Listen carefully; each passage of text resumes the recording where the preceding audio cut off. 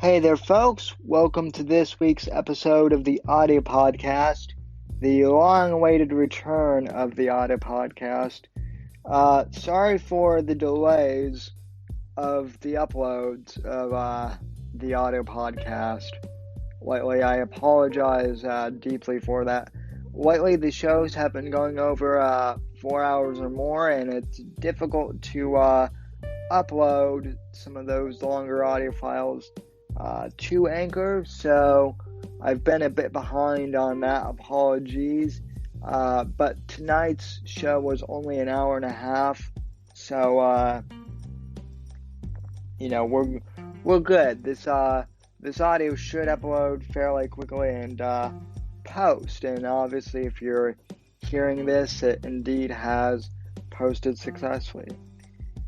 Anyway, tonight's show is more about comic book culture and my reaction to the new Joker movie trailer, as well as some other comic book talk.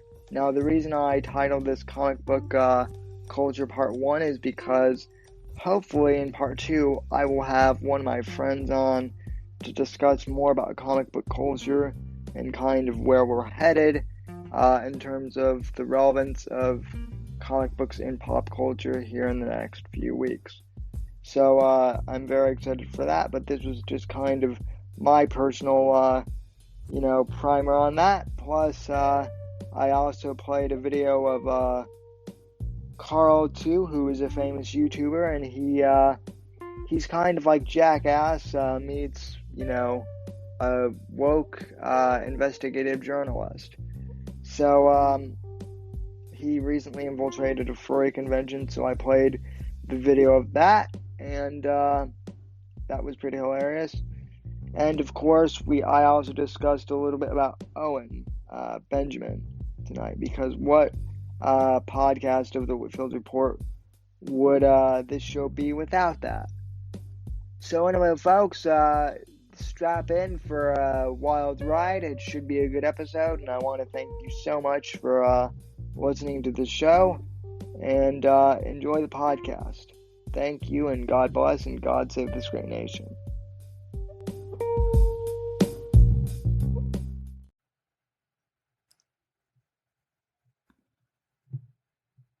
And we're live. Good evening, ladies and gentlemen, and welcome to tonight's edition of the Whitfield Report, broadcasting live from South Florida. And I'm very glad to be here. Hold on a sec.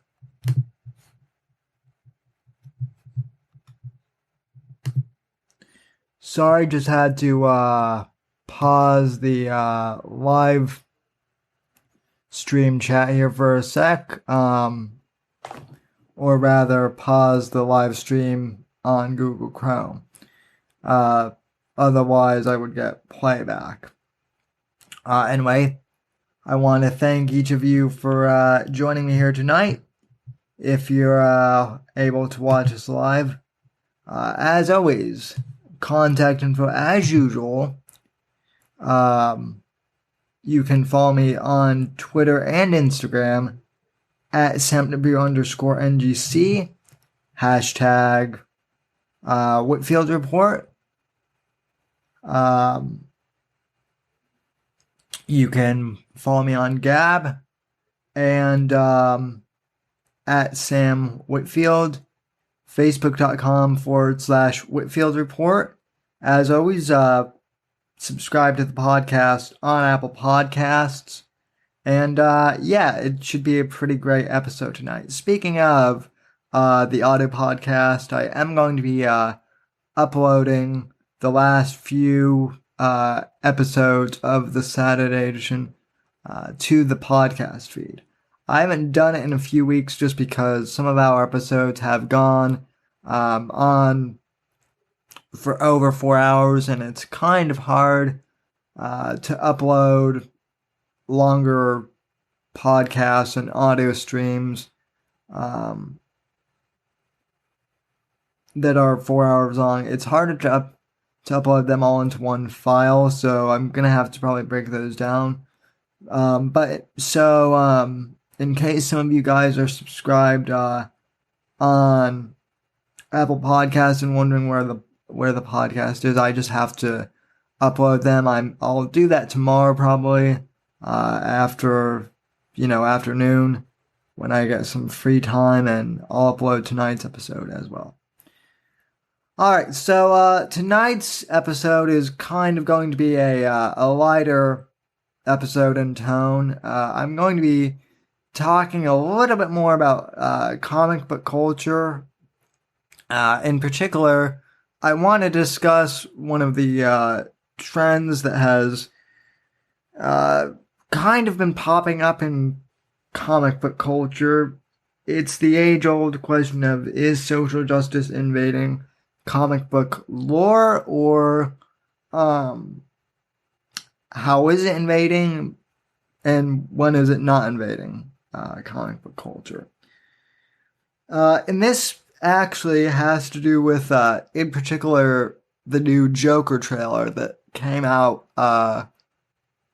earlier this week, which, yes, Pikers, I did see it, and I want to break down the Joker trailer because I feel like a lot of people, particularly on kind of the right libertarian side of the spectrum, don't really. They think that the Joker's portrayal in this movie is basically They think that he's being portrayed as like some sort of soy boy who lives with his mom and gets depressed, and that's what spirals him out at the edge. But that's not necessarily like social justice commentary on cultural, male toxicity or whatever they believe in. There are a couple of Joker storylines, most notably the Killing Joke graphic novel from the 1980s, which I highly encourage you guys to read if you're into comic books or anything like that at all.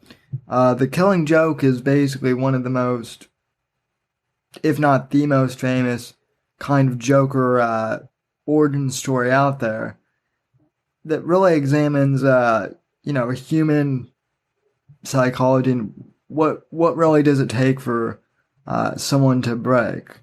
The Joker's philosophy is it just takes one bad day for someone to go insane. That's kind of his philosophy in that story, and Batman has a different one, and I don't want to spoil it for those who might not have read that book, even though it's, close to 30 years old now. But it's an interesting look at human psychology, and I think it's well worth reading. Now, before we get to the Joker trailer, because I actually have watched it, and I do want to do a breakdown of it. I just want to kind of go into my background of reading comics, because I've been a comic book fan actually for most of my life.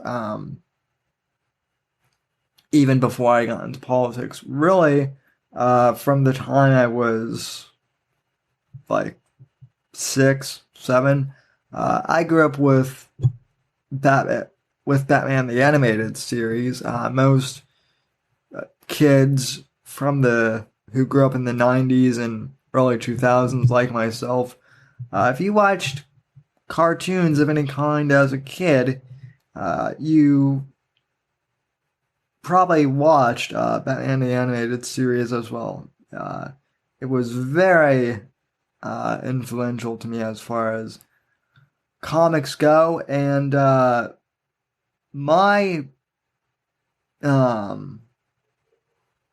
and so the animated series really spurred my interest in comics. And say what you will, that show is about 25 years old now, but it really did in fact, in my view, take a lot of complex issues.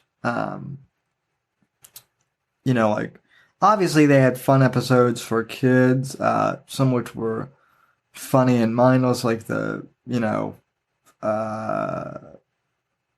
the the Joker's Christmas one, and whatnot. There were just some silly ones, but then there were also some really heavy episodes, which of course dealt with the murder of the Waynes, and there were a couple ones that dealt with, you know, drug issues and, the impact of organized crime on a city. Um, Other things that were pretty heavy-handed topic for an animated TV series at the time. Um, and Batman just in general, that whole lore kind of has always fascinated me. The idea that a mere mortal could, become a vigilante and, take on criminals. That always fascinated me from just a pure storyline approach and whatnot. So, yeah, I got into comics from the time I was 7, and I'm both a Marvel and a DC fan equally. I really do enjoy some of the older Marvel comics.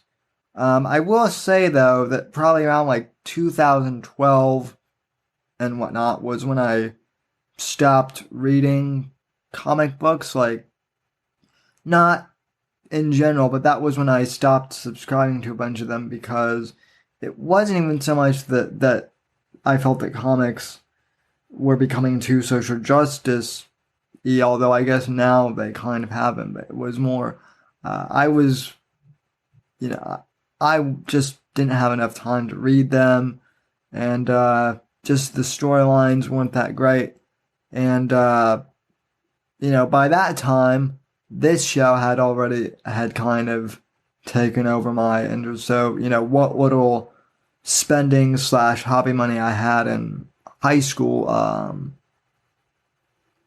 you know, it went from comics basically to supplies to make this show at the time better. And that was, mainly spent on audio equipment. But the reason why I'm bringing this up again is because I saw a lot of uh, people on the right who I very much respect, and they were tweeting about the Joker trailer and saying, "Yeah, this new Joker movie seems very social justice warrior like. The Joker is kind of he kind of seems like a pussy," which again is not the case. The Joker has always kind of been a broken and fragmented character. So I am going to play this trailer now if YouTube will let me and kind of break it down for you. If you're into comics, you'll get some of the references I'm gonna make. If not, then you'll get to see me just put on my film analysis hat too, or rather movie trailer analysis. So, yeah. And Jolly says Kevin Conroy is best Batman, and Mark Hamill is best Joker, forever and always. And yes, Jolly, that is absolute fact. I would agree. I mean, Kevin Conroy will always be my Batman, and Mark Hamill will always be the Joker. But I have to say, Joaquin Phoenix does a pretty. I'm actually looking forward to this movie, and I really ever like horror films or anything having to do with clowns. But let me break this down for you and go over some analysis. All right.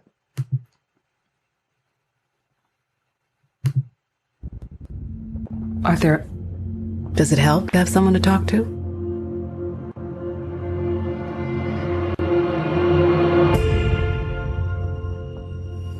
My mother always tells me to smile and put on a happy face. She told me I had a purpose to bring laughter and joy. All right, now one thing I want to point out right off the bat, this film I was reading, it doesn't take place in the mainstream DC universe. This takes place in what DC calls its Elseworlds universe, and the Elseworlds universe isn't really a cohesive universe in itself. They tend to do one-off stories of themselves. I mean, technically, the Watchmen movies are part of the Elseworlds universe, or I should say, the Watchmen comic book. Which I'll get into Watchmen and how that actually influenced my ideology somewhat too. Watchmen is a very good movie, but anyway, this film also takes place in 1981, and the Joker, in this case, his name is Arthur, and he's an aspiring stand-up comedian, and who has traumatic issues. So this should be interesting. Continuing on. To the world. Hey, stop them!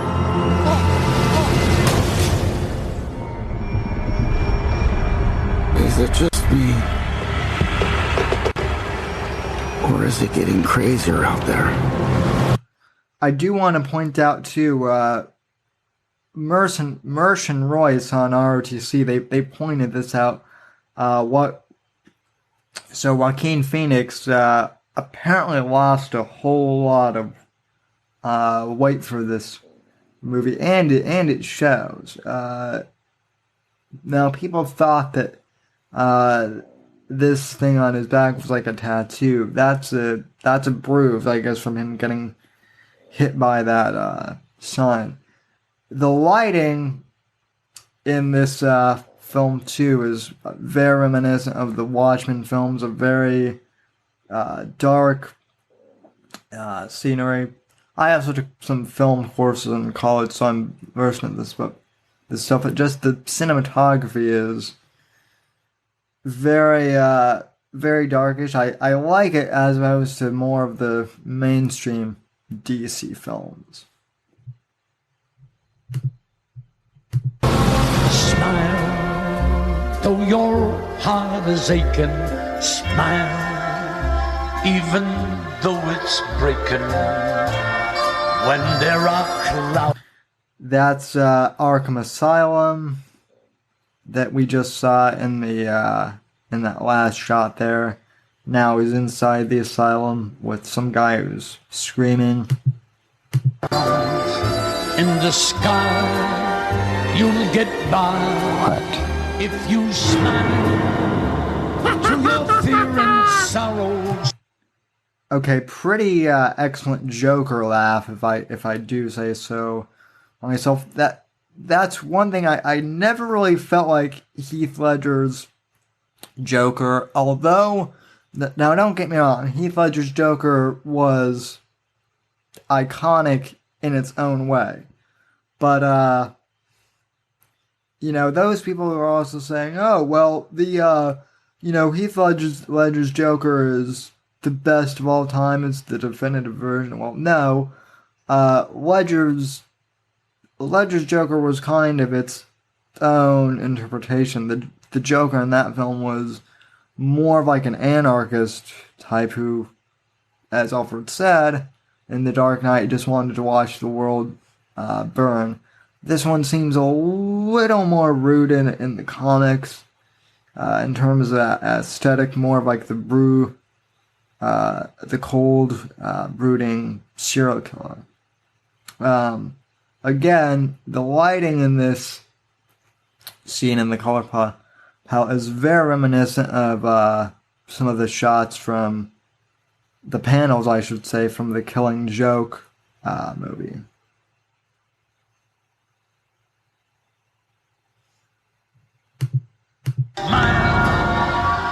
And maybe tomorrow you find that life is still worthwhile.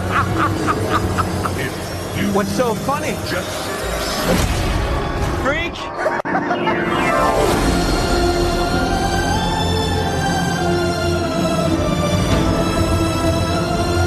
Gotham's lost its way. What kind of coward would do something that cold-blooded? Someone who hides behind a mask. Okay, now that was supposed... I guess that got on the TV from what I'm reading. They haven't confirmed this 100%, but supposedly that's Thomas Wayne, the father of Bruce Wayne, and he's running for mayor, and in this version he's not necessarily a great guy, so to speak. But this should be incredibly interesting. So...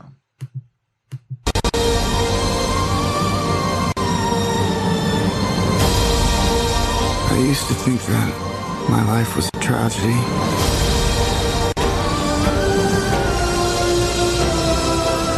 But now I realize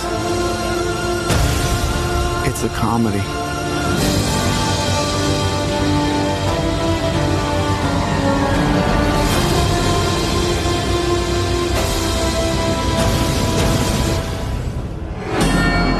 if you just smile.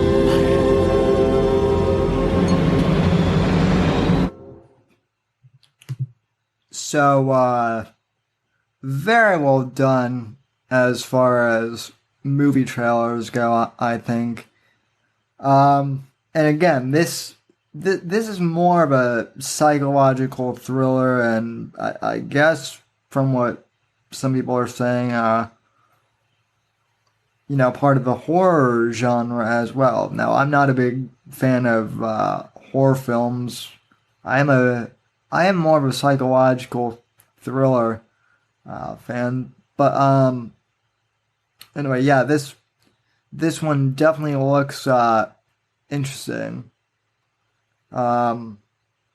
Watchmen, that film and the comic book, is another really good study on human philosophy. I must have read that book at least oh gosh, I first read the novel, the graphic novel, before the movie came out, and that was back when I was in high school. I immediately, I would have to say, as far as all the characters in that movie go, I would say that I identified pretty closely with Rorschach, obviously, who, by the way, is based off of one of my other favorite characters in the DC universe, known as The Question. The Question is...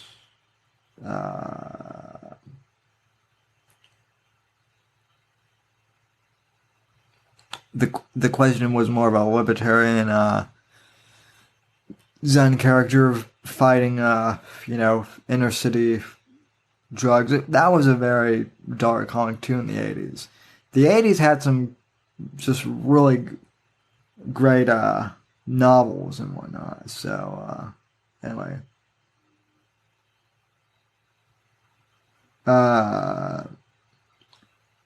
Yeah. Let's see.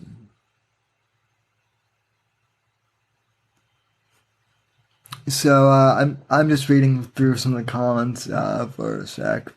I predict Spawn and The Crow will get a reboot. Gabe says the good Phoenix brother died on the sidewalk in front of the Viper room. So River Phoenix and Joaquin Phoenix, they are related then. That's not just my imagination. Well, I mean, I from what I've seen of River Phoenix, I really can't argue with that. I would say the same thing with the Belushi brothers. Actually, John Belushi, may rest in peace, was the far superior actor. I know that Jim had his things too, but I felt like he tried to copy his brother too much in what little I saw. Speaking of comedians who have died too early, I recently started, actually, not recently, yesterday, I actually bought the first season of News Radio. And I did, obviously, Rogan's on that show, and it's funny because it seems like Rogan, even though he's younger, he plays himself on News Radio, so that's interesting. But Phil Hartman was also on the show, and man, it's weird. It's weird watching that show, knowing what happened to him in just a few. Not even after that show, like in the midst of the 4th season or something, I think. But talk out famous actors who were gone too soon. So, yeah. Kinnison, Candy, Farley, Hartman, Hedberg. Yep, they all died too early. Yep, same thing with Brandon Lee and the infamous Patrice O'Neal. So yeah.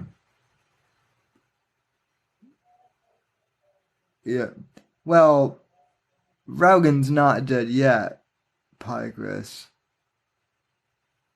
I don't think he needs to die either, but yeah. Brandon Lee was supposed to be Neo in the Matrix.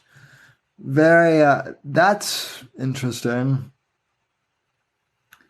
Now, I also read somewhere recently that The Matrix was based on one of the Philip K. Dick novels, though I can't remember which one. So, yeah, that's interesting. Basically, my point, though, with bringing up comics culture, I wouldn't really say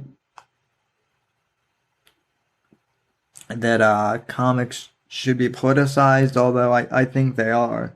I remember reading like a story from a few months ago about how I guess John Bernthal, who plays the Punisher, another comic I love, I guess John Bernthal got in hot water with the social justice fags because he actually thanked veterans for their service at a convention, and I guess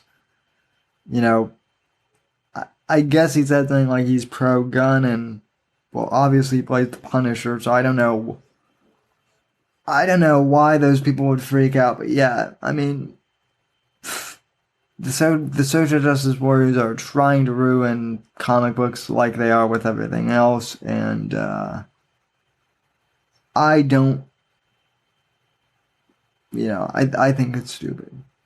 The Matrix takes its influence from the anime Ghost in the Shell, which the Ghost in the Shell takes its influence from Blade Runner, the original, which is one of my all-time favorite movies. As much as I love Star Wars, and whatnot. I think Blade Runner as a science fiction movie is a far better film, in my opinion.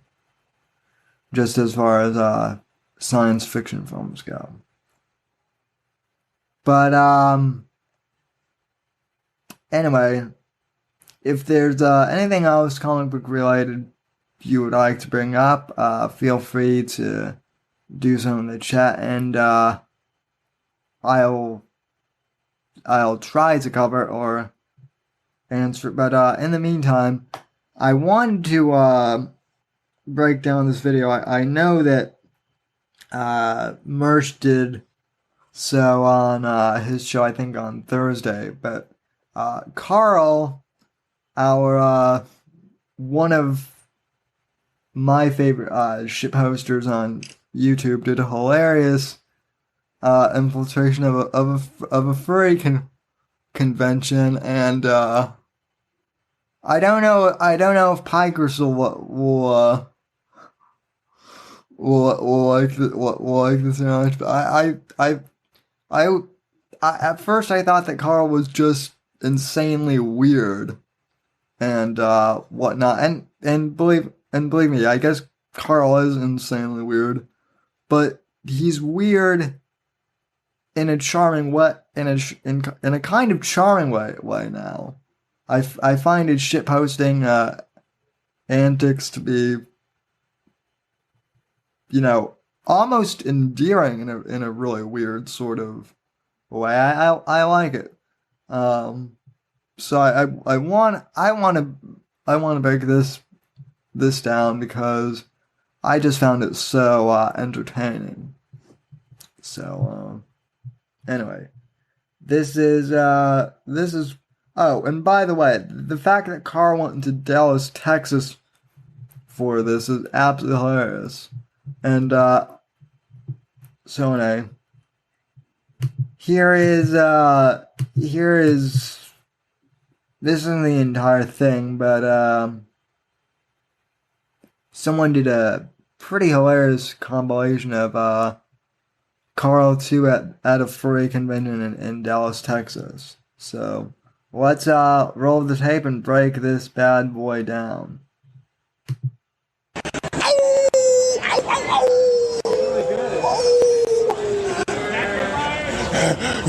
Yes, me. Yes, me. Yes, me. Yes, me. Sorry, excuse me.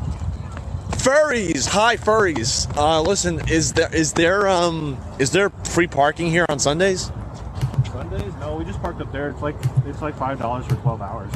Okay, now one thing I wanted to ask right off the bat the other night, when I first saw this on Nightwave, why would you ever want to do a furry convention in Dallas, Texas in the spring? I mean, it doesn't really seem like those fursuits would have a whole lot of ventilation in them.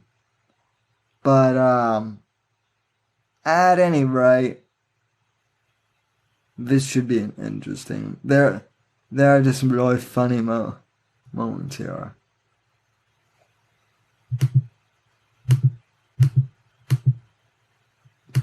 $5 for 12 hours? Yeah, it's not too bad. Can you guys show us? It's like, if you go up here. So can you guys, first off, where is the furry convention? Just right up here, at the hotel. At the Hyatt? How much does it cost?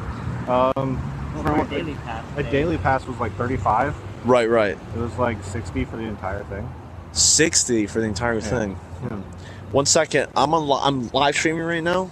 Do you guys want to answer some questions? People are curious about what the furries do in the furry conventions. I mean, so this is my furry nigga right over here.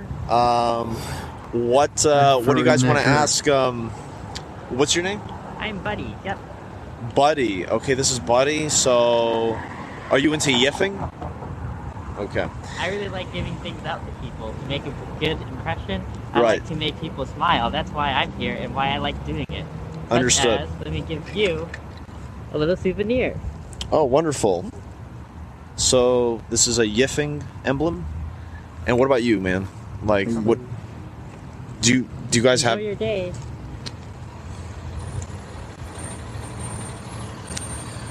Well, at least I got a pin, right?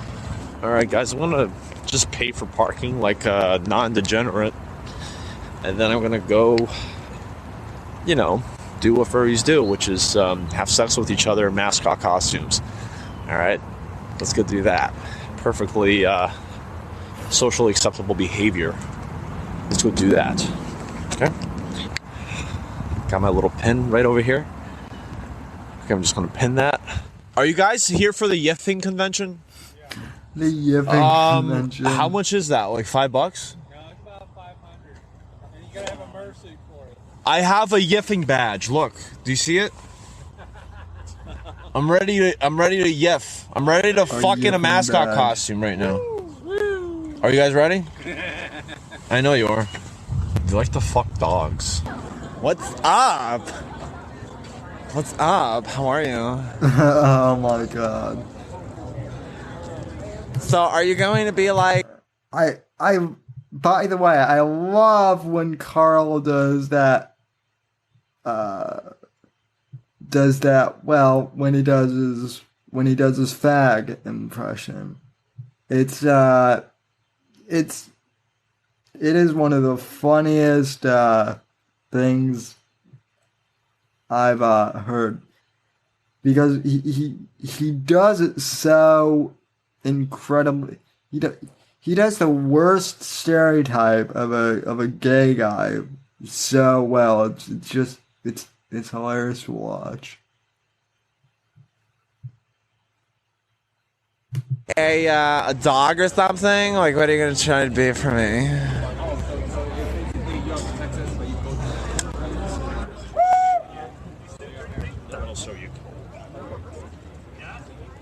I got a yiffing badge. Check it out. 1 second. Try finding my yiffing badge. Fuck. He stays in character. Shit. Are you into yiffing? Get out of here, man. You guys aren't into yiffing? Don't you guys have holes cut out for that costume? You guys aren't fags? Jesus Christ.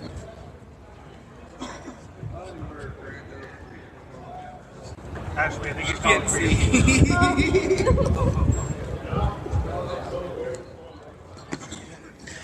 High five!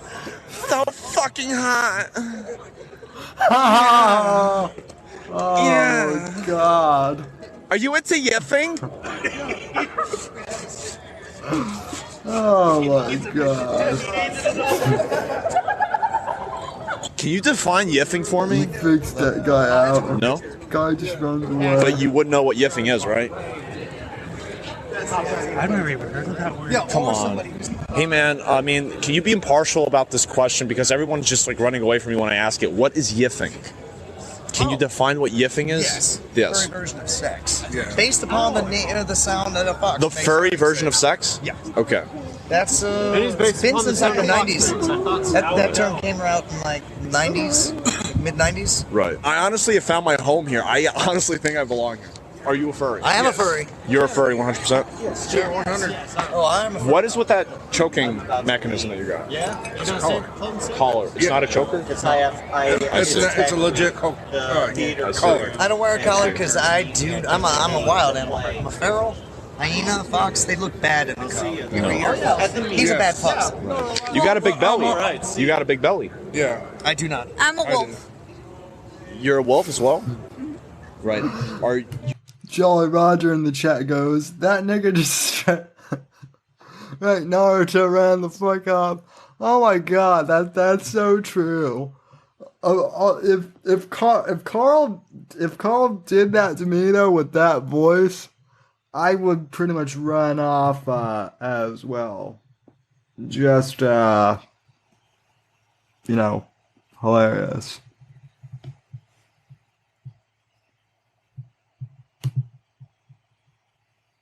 Guys doing something together? Like, you guys.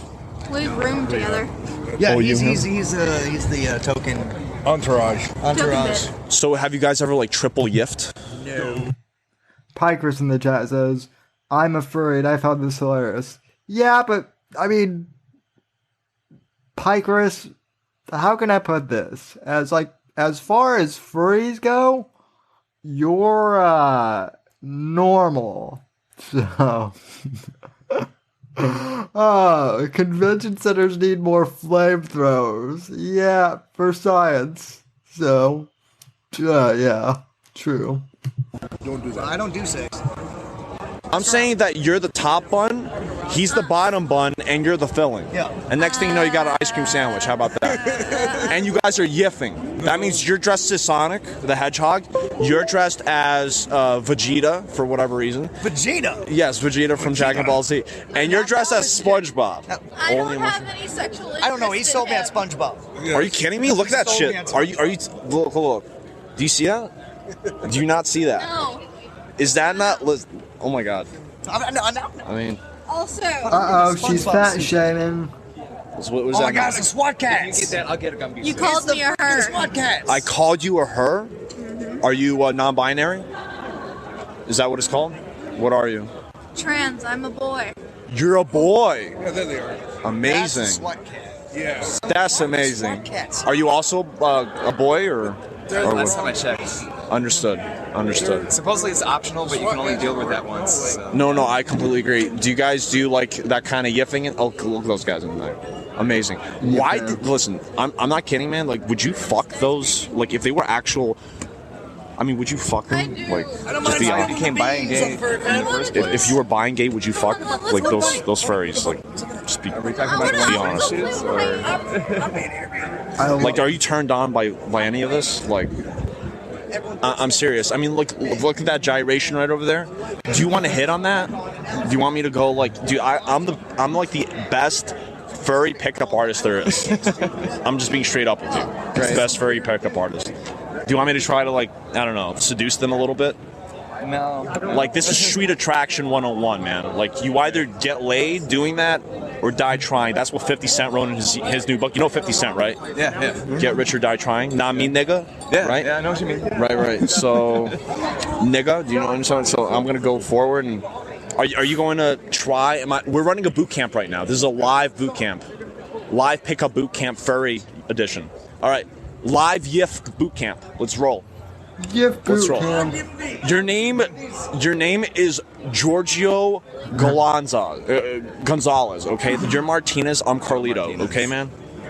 All right, I'm gonna try to pick this up. Okay. Listen, dude, we're normal people. They're normal people. Let's go up and try talking to them. Okay. So here we go. All right, man. Yo. Martinez. Come on. You're fucking up the session. They're the targets. Oh my god. Holy fuck. Bro, why are you fucking up, man?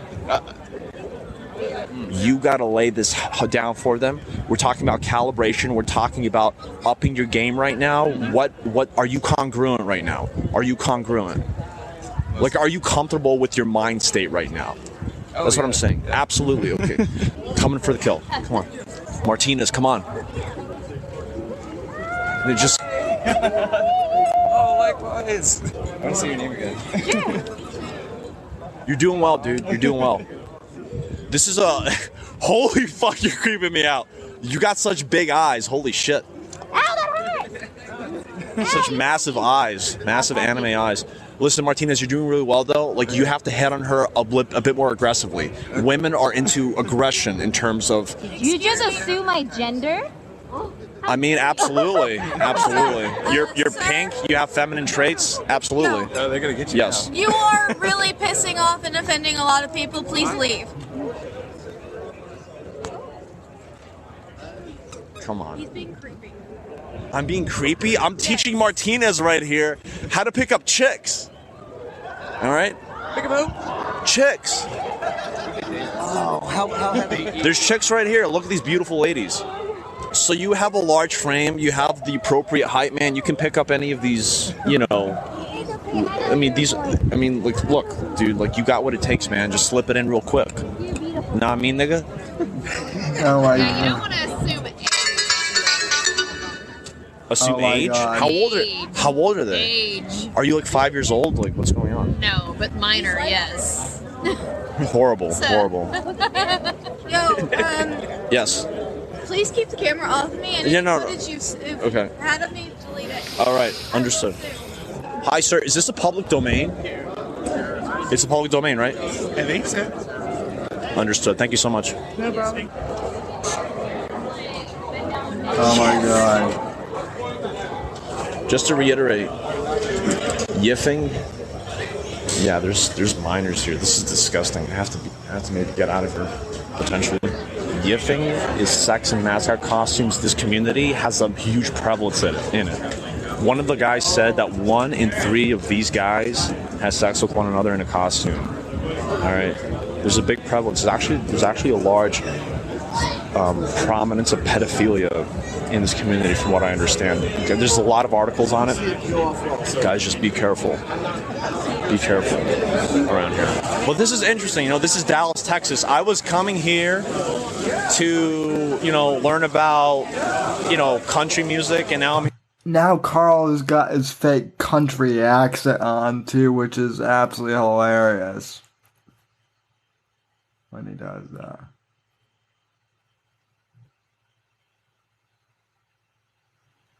Pikers goes, I knew a bunch of Nazi furs back in the day. Oh, well that seems like a really weird fetish then.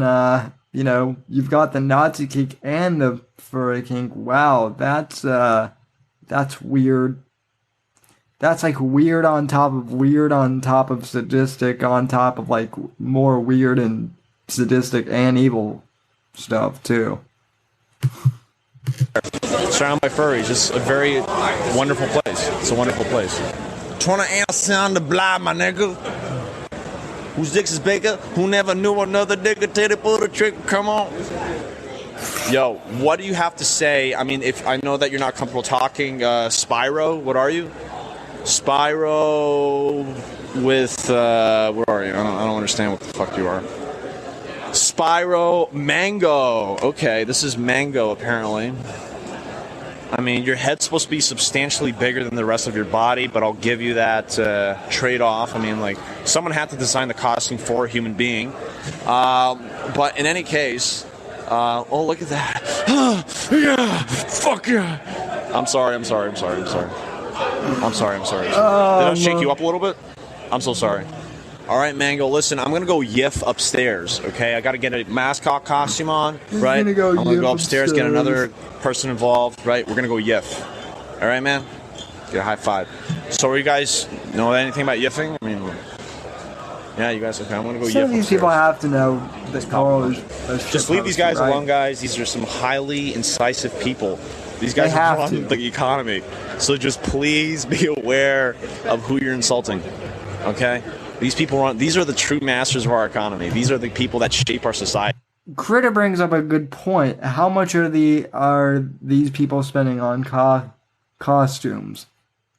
Also, as I brought up at the very beginning of the video, this convention is taking place in Dallas, Texas in the spring. Now, it might not be as hot as it is in the summer, but it's already getting pretty warm here in South Florida where I'm at. So and Texas has that dry heat. So I can only imagine that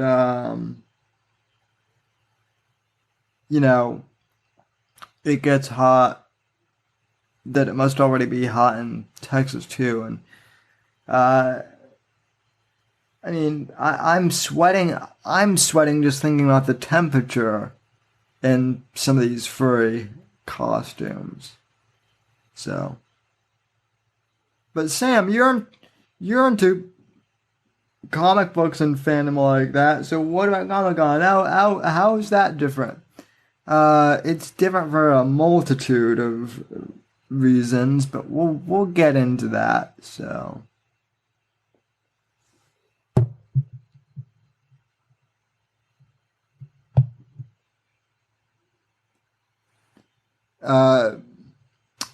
Critter also goes, Neri can go as the Syracuse Orange. Bouchicwello. You know, oh my God, Critter! What a great concept. Neri at a furry convention, just doing Neri things at one of these conventions. Oh my God, that would be hilarious.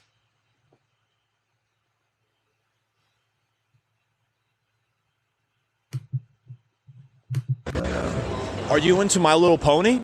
No, I'm sorry. Oh my God, this You're not a exchange is pony great. bro? No. But you are into, like, furries. Yes. Why are you drawing such a harsh distinction? Like, why is there such a contrast? I never got into it. You never got into it? Yeah, it's not my thing. I see. I have nothing against it, just... Nothing against it. I see. Right. Dan Schneider, right? No. No? All right. Sorry about that. Hey, man, you definitely look like a furry, right? About the badge, yeah. Yeah, so why aren't you dressed as, like, you know, Sonic the Hedgehog with a big cock and a big butt? And, like, you know, big... Pikers in the chat says furry suits are $2,500. Holy shit, that's a lot of money. And they I imagine they don't even have the full suits don't even have good ventilations. And again, folks, this is Dallas, Texas, people. Dallas, Texas. In the springtime, when it's monstrously hot outside. Neri would make a sexy orange. So, yeah.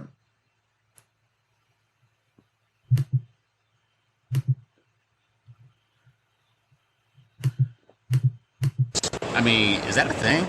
It is. Dude, don't people gather here for yiffing? That I don't know. That's none of my business, but, you know, if it is, hey, they can do them. Right. Yeah. I hear you, man. I mean, there's also, like, a rampant issue of pedophilia inside the furry community. I know that's a known issue, but we're trying to keep those fuckers out. Right. Because we don't need that in the fandom. So it is a known issue? It's a known issue, yes. Understood. I see. Like, pedos get out, racists get out, you know. Right. This guy is also a really bad stereotype of just not only he doesn't look like a furry, but he looks like a really bad stereotype of a hipster to me. So, oh God. Yeah, bad hipsters is bad too. Yeah, cat yiffing is the sound that foxes make when they're doing it. So, in fact, you know what? I'll Google what yiffing is after this finishes playing.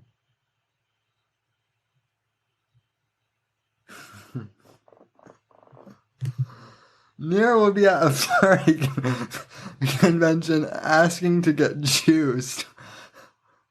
Well, Critter, you know, I'm pretty sure Neri has already asked to get juiced once before on a stream, so,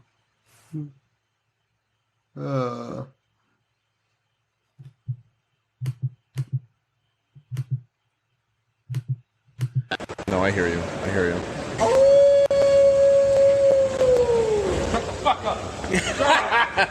Whoa. Aggressive. Absolutely.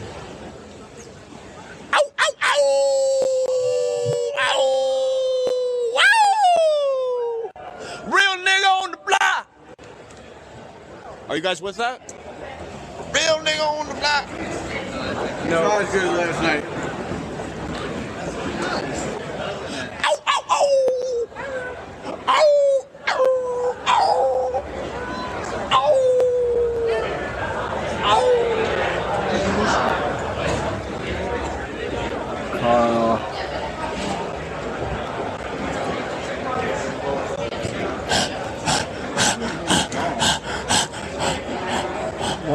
Yef me! Yef me! Yef! Pat me! Pat me! Ow! Ow! Ow! Ow! Ow! Ow! Ow!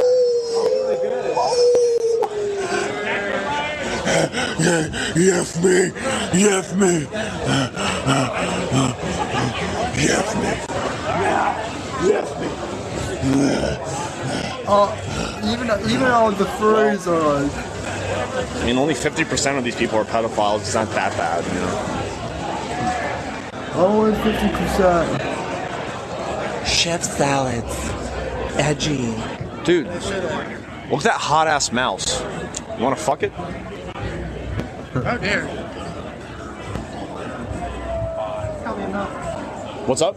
Call me a mouse. I called you a mouse, yeah. Aren't you a mouse? What are you? Koala? Are you fucking joking? Get out of here, man. Get out of here. You're a mouse, okay? You're a living mouse, okay? That guy was just walking. I was asking, why don't you transform into mouse and yiff with you? Oh my goodness. Yeah. I'll just keep on walking then. No! Come on, man. Jesus Christ. Hello again. Oh, no. Your Yef badge. Here you go. He willingly drops them. Is it intentional? He's willingly dropping. It's the badge. I know. I was looking for this badge. I was looking for it. I'm an official furry now. I know that you're, walking around, live streaming, and asking more questions of the fandom. Yes. Okay. I know you're gonna film. Okay. Do you want me to? I'll leave the convention. I'll leave the convention.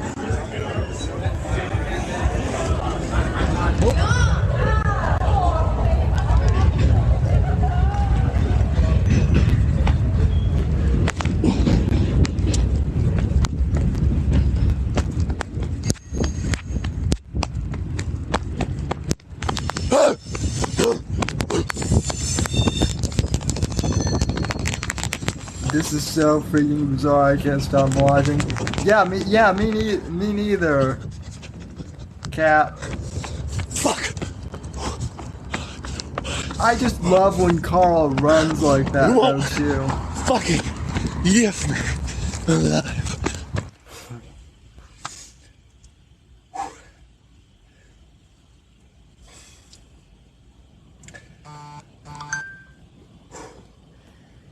I could see Gabe doing this type of journalism. Gabe, you would be great at this type of stuff.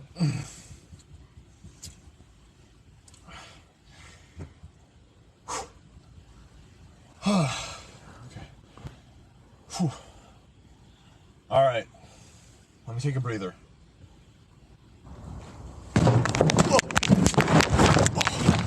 God. Owie. So Carl just tripped over a construction coming too. Oh my. So that was pretty good. And yeah, I mean the yiffing thing is pretty weird, I will say. By the way, folks, I haven't done this yet in the stream so far, but if you'd like to support the show, please consider doing so. Please consider doing so either by going to streamlabs.com/Whitfield Report, or please consider heading on over to paypal.me/Whitfield either of those methods would be deeply appreciated. As always, hit that like button and also please share as well. So yeah, I just wanted to do some analysis of the Carl 2 stuff because quite honestly I find it hilarious. So Pycross. The one furry server I'm on in Discord is full of, well, I mean, would that doesn't really surprise me. But yeah. If you're willing, I could, if you want to talk about, furryism, because and honestly, if you're a furry, like, as long as you're not being like a pedophile, like, it might be, as long as you're not doing anything illegal, or or as long as you're not like, screwing kids, as long as it's all consensual and legal, I've got, no qualms with you as far as the government goes. So yeah. Share it on Twitter for Furtabulous fun time. Oh, thank you. Thank you, Critter. That Critter by the way, ladies and gentlemen, is not a furry. She just kind of has a Twitter handle which I guess could be construed as maybe being a furry name, but she's had the handle since before I got. Yeah. Hurricane Cat, do furries dumpster if? Yeah, maybe they do. Is Santa Claus furry? No.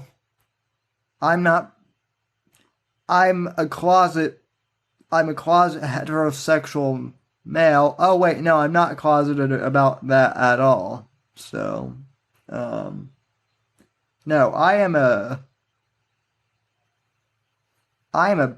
proud straight white male. I am crippled though, so that's the one social justice warrior card that I guess I can play, kind of, sort of. But my white privilege card trumps everything. So, yiffing begins in a dumpster. Yeah, let's see. I bet you are yiffing begins behind a dumpster. Well, I mean, in a dumpster, behind a dumpster, does it really matter? But, yeah. Comes from Shiver Me Timbers in my nickname from high school. No. Oh, Jacob, you missed the best part of the show. We're not over by any means necessary. I might have to play this one again too, down the line, because it's just way too good. But anyway, speaking of dumpster pumpers and sodomy and guys, you guys, I have more Owen Benjamin stuff to cover. It's that segment of the show. It's Owen Watch. Yes, ladies and gentlemen, it is that time of the night. The time where this is the segment that everyone tunes in for. Even the haters and the unbearables. They love when I talk about their masters. So, without further ado, it's time for Owen Wave. Pew pew pew. Yeah, I don't have any. I need to get like more transitions or more sound effects, but in the meantime, admire my the sound effects I make with my mouth. Pew pew pew.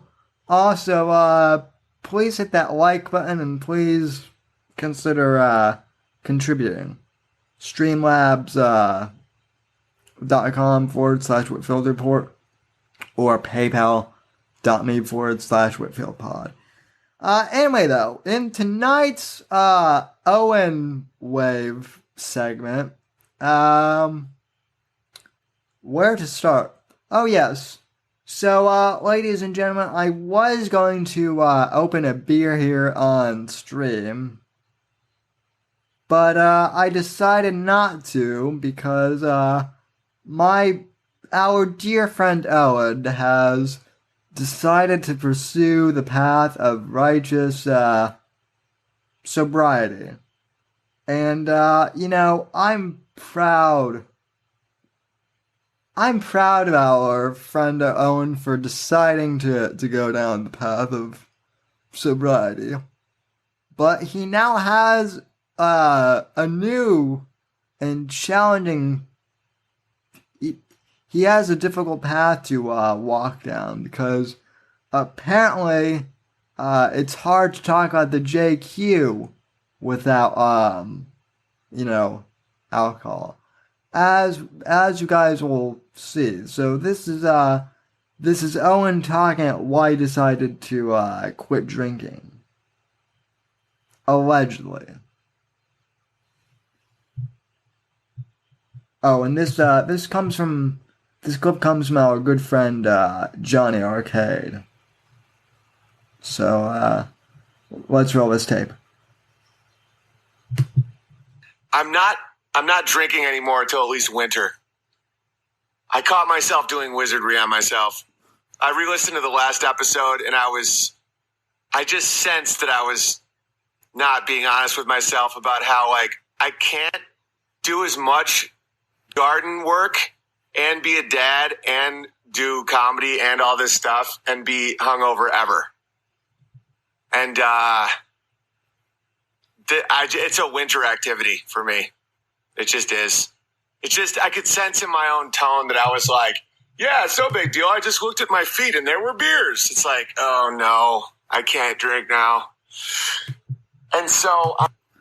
Okay, now, in all seriousness here, folks, I'm not being kidding at all. I do understand what he means by drinking is a winter activity. Again, I'm being legit serious here. I've talked about my uncle's alcoholism a little bit on this show. For those of you who don't know, I lost one of my uncles who I was very close to about 2 years ago because of cirrhosis of the liver. My uncle was the type of guy who he was a firefighter most of his life and a really down to earth and decent guy. He wasn't an angry alcoholic at all, and in fact, quite the opposite. Like when he would get drunk, he would just want to party with you. And he was the type of guy who would give the shirt off his back for you. So I did a whole podcast episode on it like a few years ago before I got on YouTube. Anyway, I really miss my uncle, and losing my uncle to alcoholism was really, really hard for me. But anyway, he lived in northern Michigan too, towards the end of his life, to take care of my uncle, to take care of my grandparents, I mean. And my uncle, it is true that when you live it out in the north, when you live in any type of like really cold environment for a sustained long period of time in the winter, there's not a whole lot to do up there. So what do you do when you're not working? People tend to drink. And so I don't necessarily... I understand why Owen was drinking in the wintertime. I'm not saying it's a great idea, but I understand it. So anyway, continuing on. I'm gonna not drink until winter, and if for some reason I start trying to lie to myself again, then I just can't ever drink anymore. In the Bible, it doesn't say not to drink alcohol. It says to be sober-minded. You could be sober-minded and land the plane with a couple beers. Fact. I was never drunk. I would get, that one time I did get drunk and cry, though. Okay, I want to play that clip for you again. So, let me play this again. So, Owen in the beginning says, I need to quit drinking beers. In the same stream, he says that, drinking is no problem. And it's this, he even says that, like, it's no big deal that you can land a plane, too.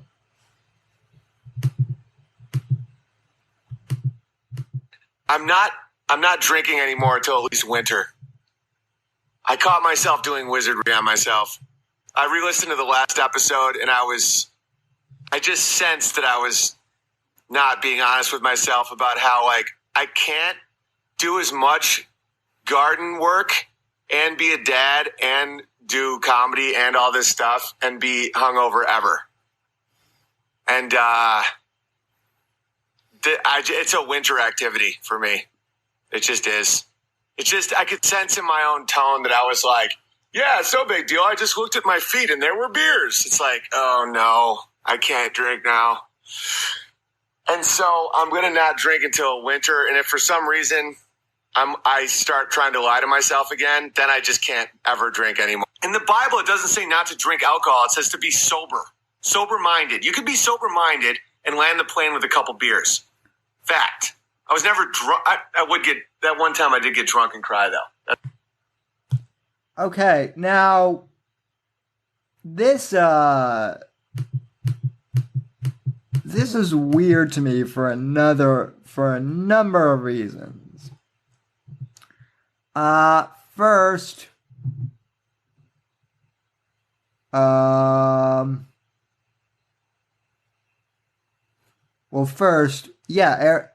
so Evil Eric in the chat says nothing about any of this, says anything other than alcoholism. I have extensive experience. He's admitting alcohol controls his life. Well, yeah, I mean, as I just said, Evil Eric, my uncle, battled alcoholism rather unsuccessfully. And I lost my uncle who I loved 2 years ago to alcoholism. So along with my uncle, ladies and gentlemen. So about a year and a half ago, when or about six, gosh, it probably already has been a year, or more like the last 6 to 8 months or whenever, I called. I'm not trying to brag here or anything, but I did say a few months ago that I suspected that Owen was dealing with alcoholism. Why? Because, for one, he was drinking on every single stream every single day, and not just one beer, but he was like cracking he was cracking like 2 or 3 beers, and that's not good. Secondly, he was also like starting to get really manic and paranoid. Now, part of that, folks, was because of the whole Eric Nimmer thing when he was trying to cover up for Nimmer. But there was also like certain behaviors that he was that he was exhibiting that that I noticed because my uncle exhibited the same types of like irrational behaviors when he would drink too, like later on in life. Okay, like initially Owen was like a really happy and go-lucky guy, a lot like my uncle. Then when he really started like pounding the booze, they both became like really irrational and paranoid. Like, I'm not saying that they're one and the same. Clearly, my uncle, I'm not even comparing the two because, like, my uncle even at the end was far better than Owen was personally. But I'm just saying that manic behavior that I noticed in Owen, it really did make me sad because I noticed it because of my uncle as well. And I mean, that is the one part where I do feel sad for Owen. But, you know, at the same time, I feel more sorry for his wife and for his kids. Also, hey there, Moon. Thanks for jumping in here. You missed us going to the Yiffin convention with our good friend Carl. Well, virtually at least. But anyway,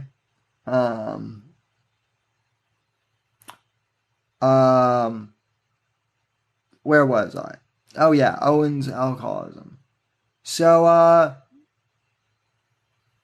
you know, I hate to say I predicted it early on, but I did predict early on that Owen's alcoholism was going to be a big problem, and here we are. Now, his line about landing the plane, too, that's bizarre, because, I think Owen is,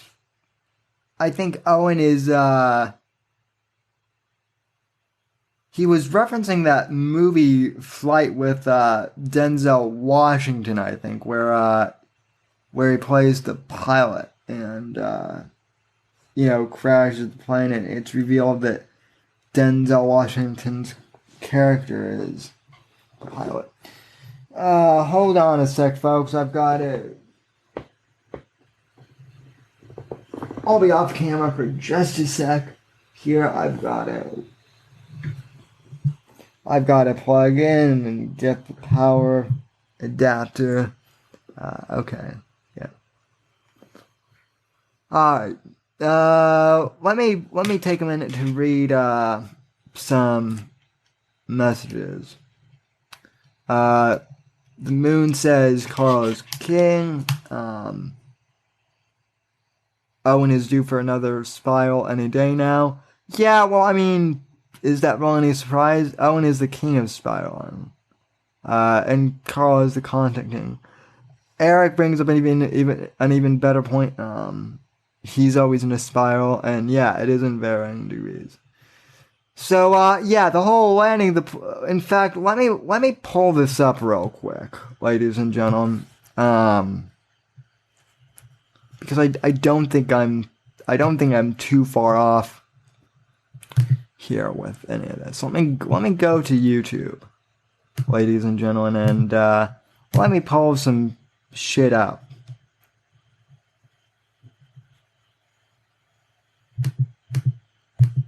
Okay. Flight. Denzel Washington.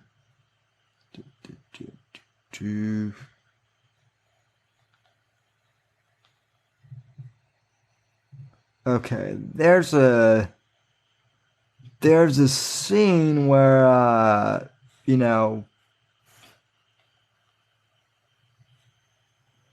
there's a scene where it talks about his alcoholism. Oh, it's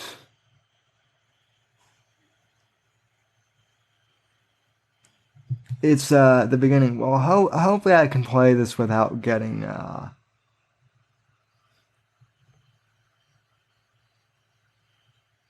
hopefully I can play this without getting popped. Anyway, here's the flight takeoff scene. I believe that this is what Owen is referencing when he says that men can land the plane with beer. Okay, I think this might be it. I could be wrong, but I don't think I am. 80 knots, cross-check. It's like a video game, right? Yo, nothing like a little 30-knot crosswind to exercise the old sphincter muscle. D1, and rotate. We're at a positive rate. You're up. Yee-haw, ride 'em, Captain.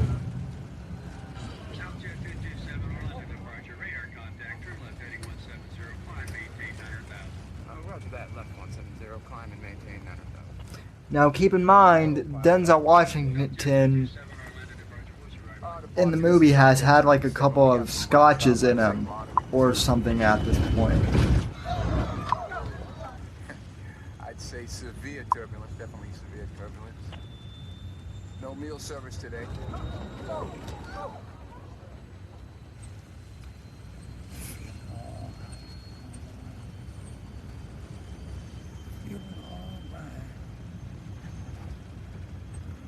Yep, he's drunk.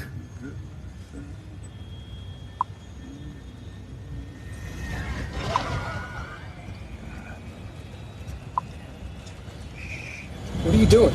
Leveling off. What? See that little sliver of black between those two ugly clouds? That's a pocket of smooth air squatting right over Kissimmee. Thread the needle. Turn us right 30 degrees. Departure Southjet 227. We need to deviate 30 degrees right. For weather. For weather. Southjet 227, 30 degrees right approved. Back on course. Oh, Lord.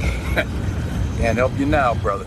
So yeah, this is what Owen is referencing. Guys, he's drunk and he's piloting the plane perfectly. Departure. We're leaving 9,000 for flight level 180. Roger, 227. We're approaching our maximum airspeed. So far, so good. Let's do this crap. Let's work with you. You're overspeeding, sir. Trying to get out of this shitty Drinking air. and flying, booyah.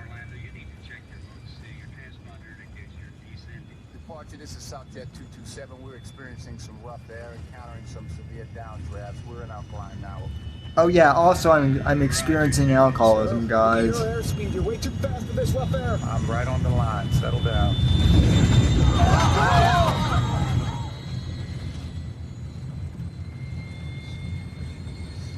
I'm flying drunk, y'all. I'm Denzel Washington, and I am flying drunk. Also, I banged one of the flight attendants earlier in the movie, and her death is going to haunt me.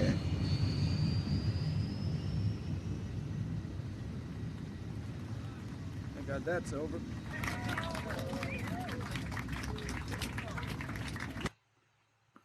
Okay, so this was not the apparently this was not the plane crash scene, but yeah, so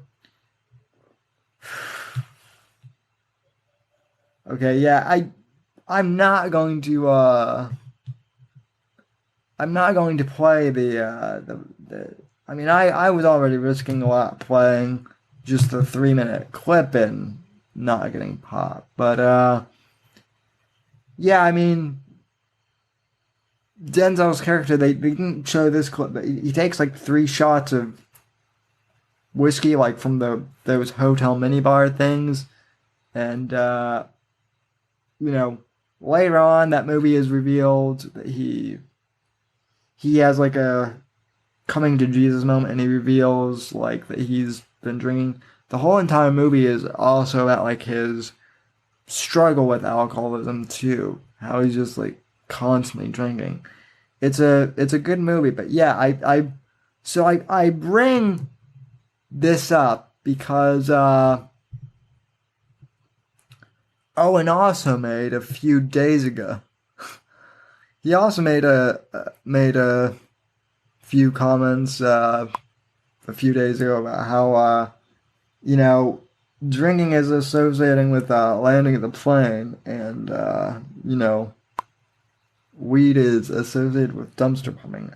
I shit you not. That's what he said in a recent stream about Denver too. Cut number 1. Go.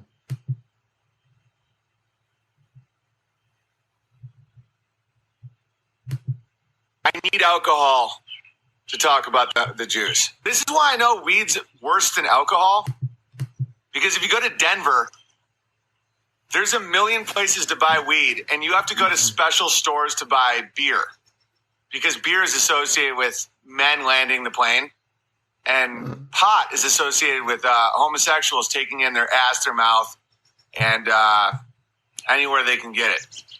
And I'm not being a fucking hypocrite because I'm not drinking right now. I'm not going to say I'm not drinking again. I'm just saying I'm cleaning up until I can figure out, a better system or my life gets less chaotic.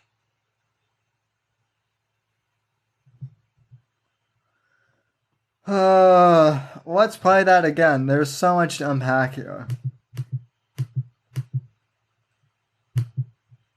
I need alcohol to talk about the juice. This is what. Okay, no, Owen. All you needed to say is I need alcohol. Because that's the truth. It doesn't matter what you're doing, Owen. You need alcohol to function. Because you're an alcoholic. Now, this next part pissed me off a little bit because you know how, like, I don't know if you've ever been in a situation, but, like, if you have an ex-girlfriend or something, and you're, and your friend starts talking shit about her, like, do you ever get the feeling like, hey, bro, like, I can talk shit about her, but, you chill it down a bit. Well, that's kind of how I feel about Colorado too. Like, okay, I bitched about like what a crap hole Colorado has become since weed got legalized, and it has. But like at the same time, there's still plenty of like good things about Colorado too that I love. And I really don't appreciate this jerk off, like, just talking shit about Colorado and also being completely inaccurate about shit. So, anyway, continuing on.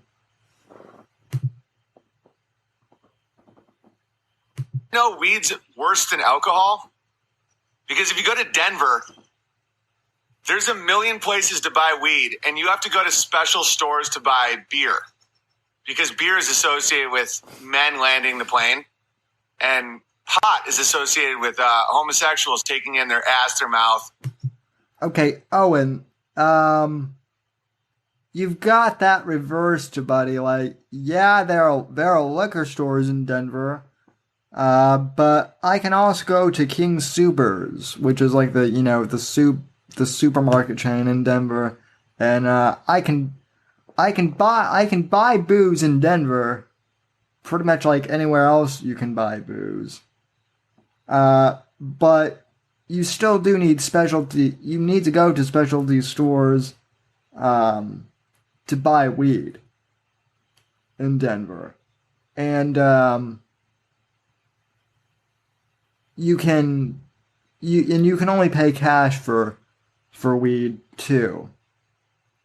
Like, okay, I moved here to Florida in 2013 after graduating high school, and weed had been legalized, but it hadn't gone into effect yet. So like I missed that.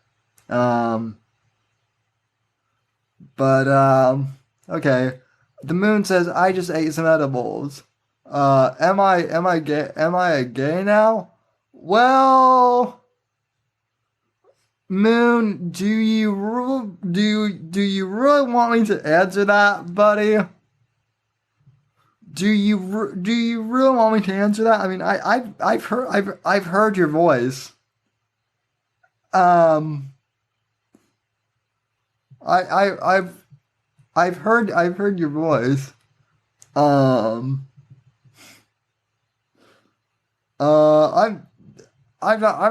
not saying that you're gay because of edibles. I'm just saying that you're gay because you're Canadian. So that's what I'm saying. So because as Dennis Lear would say, I'm an asshole. So I might have to play that for you too. But yeah. Okay, so let me start this over again. But yeah, you Owen's got this all ass backwards. You can't. I mean, this guy is a retard. So what else do you expect? But you need specialty stores to go buy weed, but you can buy liquor anywhere. And by the way, Owen, like, the only reason why you think that alcohol is associated with men landing the plane is because you saw the movie Flight, which is about an alcohol pilot. Somehow, Owen managed to take that,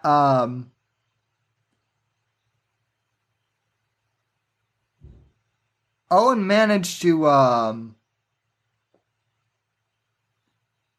get like the exact opposite of that message. Like the like Flight is actually like a pro sobriety, anti-alcohol movie, and Owen managed to somehow pick out of that movie that, like, you know, if you want to land a plane, you should drink alcohol. So Florida man ripping on his hosers. So, yeah, well, I mean, technically I'm a Colorado boy. So, you know, I'm from Colorado and I'm still ripping on hosers. But, you know, it's okay. You're less gay than the rest. So, you know, that's good. But, anyway.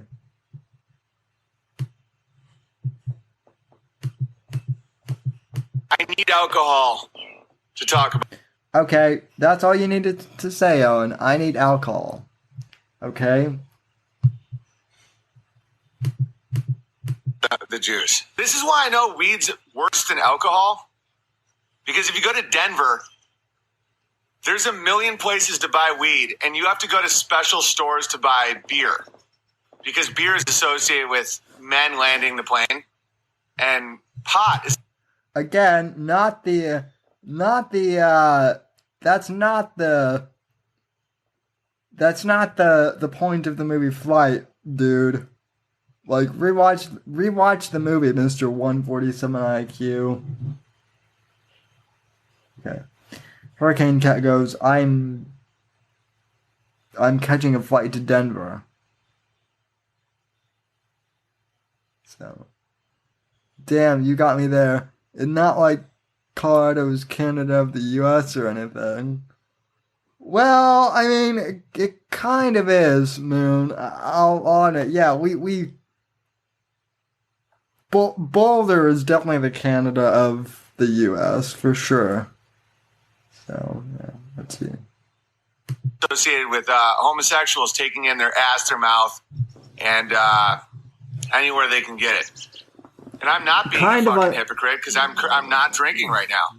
I'm not going to say I'm not drinking again. I'm just saying I'm cleaning up until I can figure out, you know, a better system or my life gets less chaotic. Did he just say that his wife... Did he just say he's drinking until his wife gets less chaotic, or until his wife gets less chaotic? sounds to me like he says until his wife gets less chaotic. But I don't know.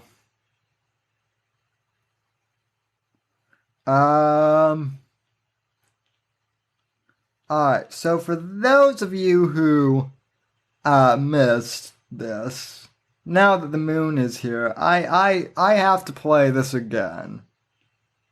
Or at least parse it because it's too hilarious. The yiffing convention. Let's take a yiff, shall we?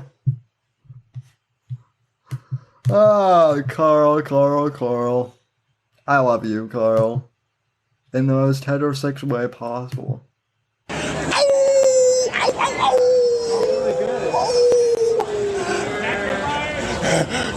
Yes, me. Yes, me.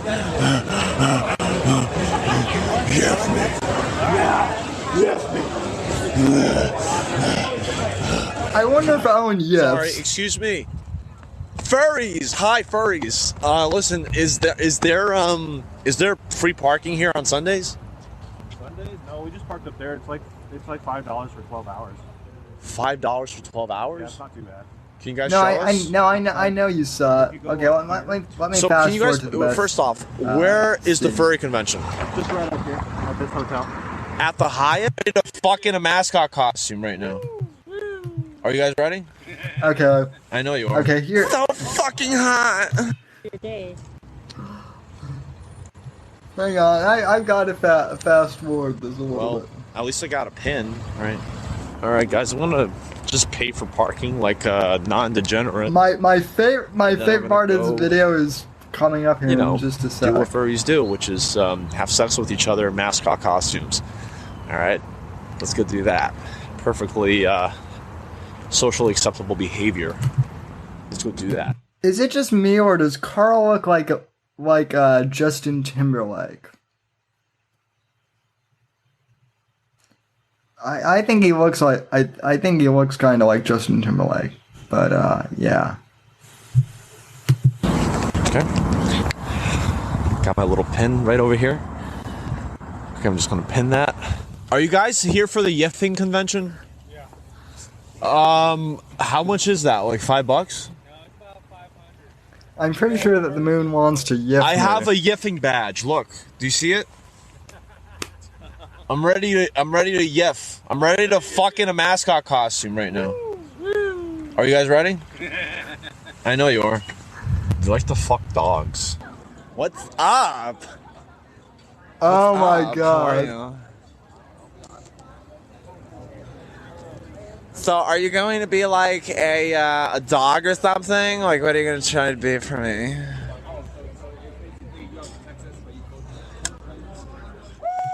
Whenever Carl, I said this earlier, but I'll say it again. When Carl does that super effeminate gay voice of his, it just always cracks me up. So, yeah. It cracks me up completely. Probably because I used to troll people in the same way in my high school. So just by doing that extremely offensive stereotype, it's great. That'll show you. I got a yiffing badge. Check it out. 1 second. I love how Try he stays. finding my yiffing badge. Fuck. Shit. Are you into yiffing? Get out of here, man. You guys aren't into yiffing? Don't you guys have holes cut out for that costume? You guys aren't fags? Jesus Christ.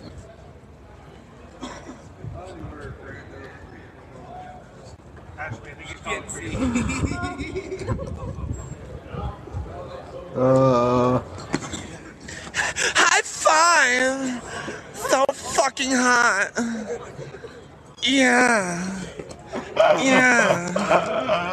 Are you into yiffing? Oh my god.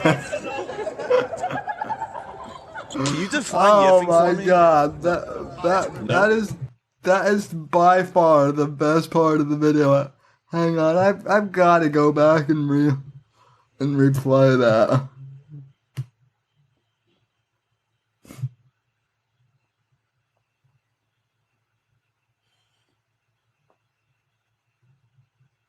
Jesus Christ.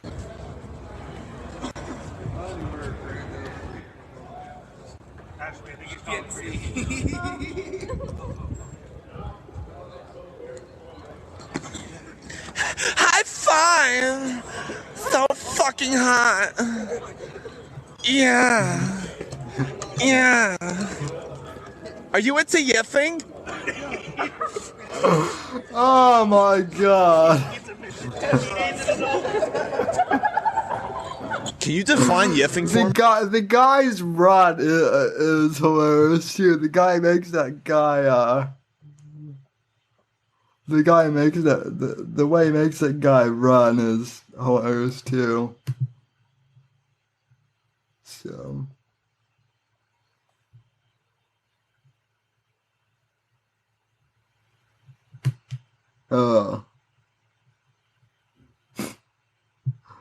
okay. I'm just gonna become obsessed with that one clip because it's hilarious.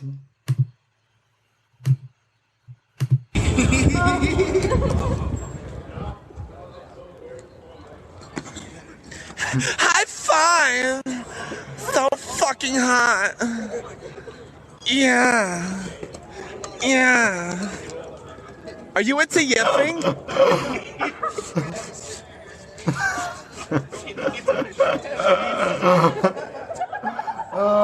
Can you define yiffing for me? No? Carl's But you gay would know what voice- yiffing is, right? Carl's gay voice completes me. Critter was saying earlier that we ought to send Nerai to a fur convention. So wait, Christendom, are you Carl? Have I been have you been trolling me as Carl this entire time? That would be great if that were the case. But anyway, so yeah, ladies and gentlemen, we covered a lot of ground tonight, and it's holy crap, it's 11:15 already. So yeah, folks, I think I'm gonna call it a night here. So thanks for watching. So yeah, great show tonight, folks. Again, if you would be so kind and be willing, be sure to hit that like button and please share the video, and please subscribe to the Whitfield Report on Apple Podcasts too. That really helps us out, even if you can subscribe to the audio podcast. Also, PayPal.me/WhitfieldPod. Also, Streamlabs.com/Whitfield Report. Folks, thank you for watching the Saturday edition of the Whitfield Report. I'll be back tomorrow, possibly for a mobile live stream by the iPad, where I'll cover YouTube Live's streaming fiasco. But until then, folks, good night, God bless, God save this great nation, and thanks for watching, ladies and gentlemen. Good night, God bless, God save this great nation, and as Mr. John Nerai, the Orange Man, would say, God, freedom, legacy, in that order.